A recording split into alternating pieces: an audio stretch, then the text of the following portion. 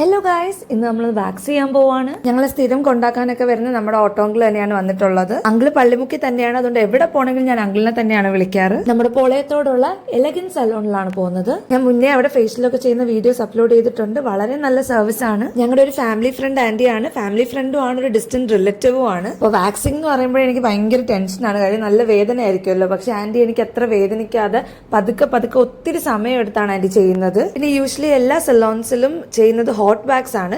എനിക്ക് പക്ഷേ hot wax പറ്റില്ല, കാരണം സ്കിന്ന് ഭയങ്കര സെൻസിറ്റീവ് ആണ്. അപ്പോൾ ഹോട്ട് വാക്സ് യൂസ് ചെയ്യുമ്പോൾ എന്റെ സ്കിന്നിൽ ബംപ്സ് വരാനും അതേപോലെ ഡാർക്ക് സ്പോട്ട്സ് ഒക്കെ വരാൻ ചാൻസ് ഉണ്ടെന്നല്ല, പ്രീവിയസ്ലി വന്നിട്ടുണ്ട്. ഞാൻ പണ്ട് യൂസ് ചെയ്തിരുന്ന ഹോട്ട് വാക്സ് ആണ്. അപ്പോൾ സ്കിന്ന് ഭയങ്കരമായിട്ട് ഇറിറ്റേറ്റഡ് ആവുകയും അതേപോലെ തന്നെ ഡാർക്ക് സ്പോട്ട്സ് വരെയും ചെയ്തിട്ടുണ്ട്.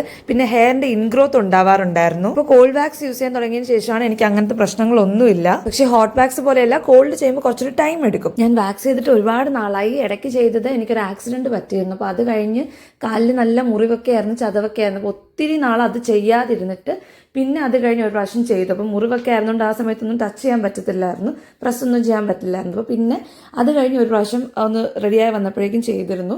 പിന്നെ എനിക്ക് തോന്നുന്നു വീണ്ടും ഒരു 2.5-3 മാസമായി. കാലിലെ മുറിവിൻ്റെ ഒക്കെ പാട് നല്ലപോലെ കാണാനുണ്ട്.